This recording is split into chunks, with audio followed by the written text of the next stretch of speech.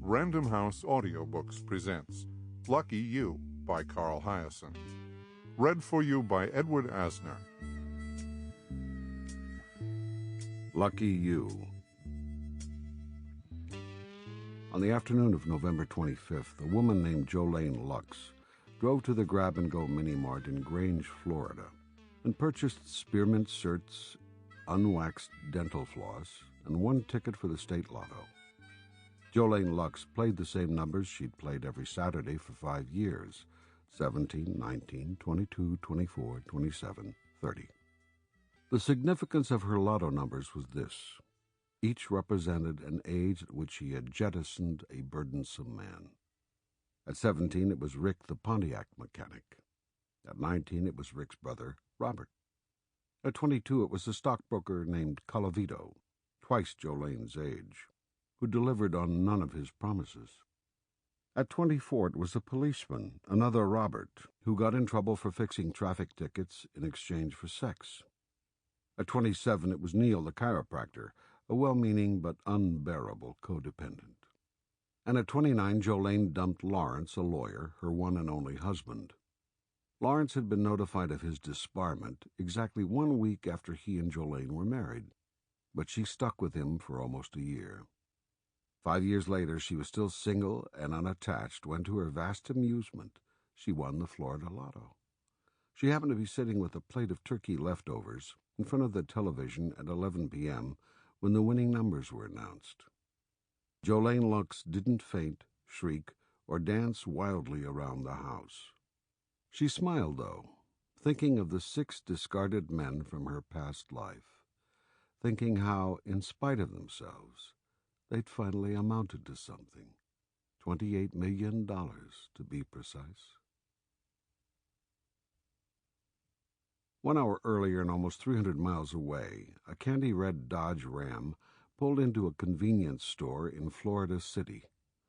2 men got out of the truck, Bodean Gazzer, known locally as Bode, and his companion Chub, who claimed to have no last name. Although they parked in a handicapped-only zone, neither man was physically disabled in any way. Bode Gazzer was 5'6" and had never forgiven his parents for it.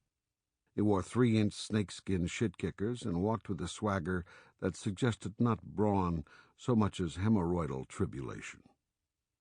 Chub was a beer-gutted 6'2", moist-eyed, ponytailed, and unshaven. He carried a loaded gun at all times and was Bode Gazzer's best and only friend. They had known each other 2 months. Bode Gazzer had gone to Chub to buy a counterfeit handicapped sticker that would get him the choicest parking spot at probation and parole, or any of the other state offices where his attendance occasionally was required. It was inevitable the poacher and the counterfeiter would bond, sharing as they did a blanket contempt for government, taxes, homosexuals, immigrants, minorities, gun laws, assertive women, and honest work. Chub never thought of himself as having a political agenda until he met Bode Gazzer, who helped organize Chub's multitude of hatreds into a single venomous philosophy. Chub believed Bode Gazzer was the smartest person he'd ever met, and was flattered when his new pal suggested they form a militia. "You mean like what blowed up that courthouse in Nebraska?"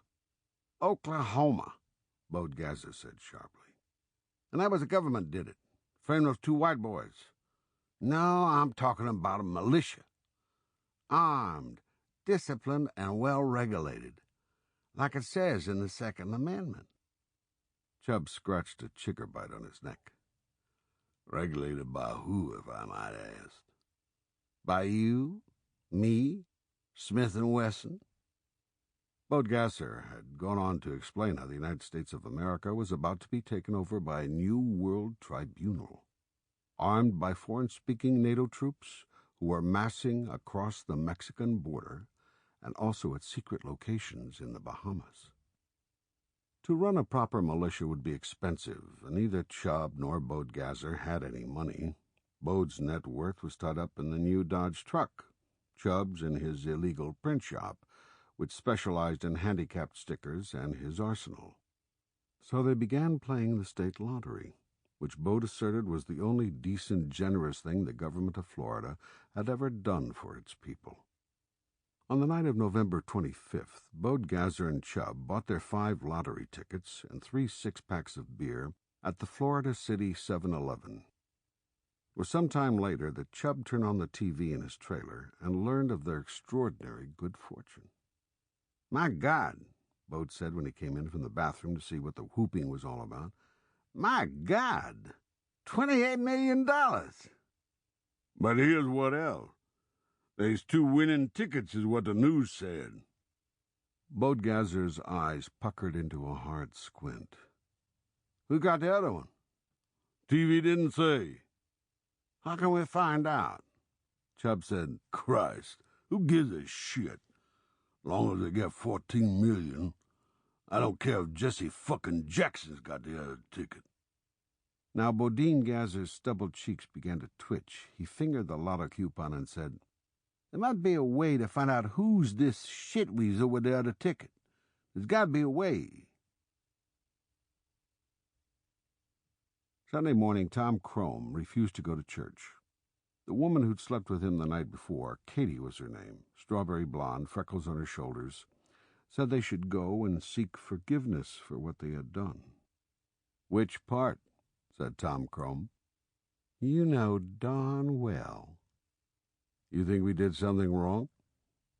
"No, but God might not agree." The phone rang and Crome picked it up. She waited, arms folded, at the bedroom door. Crome covered the receiver and said, "Sinclair." "On a Sunday morning?" "I'm afraid so." Crome tried to sound disappointed, but he was thinking, there is a God. Sinclair's title at the Register was Assistant Deputy Managing Editor of Features and Style. At smaller papers, it was one of the least nerve-wracking and lowest-profile jobs. Sinclair couldn't have been happier. Most of his reporters and editors were young and unabashedly grateful to be employed, and they did whatever Sinclair told them.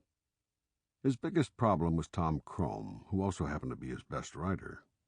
Crome's background was hard news, which had made him impossibly cynical and suspicious of all authority. Sinclair realized there was no possibility, none whatsoever, that Crome would ever respect him. His fear was that Crome might someday humiliate him in front of the staff, so he committed 95% of his meager travel budget to assignments that kept Crome safely out of town. It worked out fine. Tom seemed content to be gone, and Sinclair was able to relax at the office. "I got a tip," Sinclair said. "My brother-in-law phoned this morning. He lives over in Grange. There were 2 lottery winners last night. One in Dade County, the other in Grange. My brother-in-law knows the woman. Her name is, are you ready for this? Lucks." Inwardly, Tom Crome groaned. It was the quintessential Sinclair headline. Lady Lucks wins the Lotto. You had your irony, you had your alliteration, and you had your frothy, utterly forgettable feature story. Sinclair called them feel-goods. He believed it was the mission of his department to make readers forget all the nastiness they were getting in other sections of the newspaper. "She works for a veterinarian," Sinclair said. "Loves animals, Roddy says." "That's nice." "Plus she's black." "Ah," said Crome. The white editors who ran the newspaper loved positive stories about minorities. "Roddy says she's a trip." "Roddy would be your brother-in-law?" "Right." "What the hell's your sister doing in Grange?" Grange was a truck-stop town known mainly for its miracles, stigmata, visitations, and weeping Madonnas. It was a must-see on the Christian tourist circuit. Sinclair said, "Joan's a teacher. Roddy works for the state."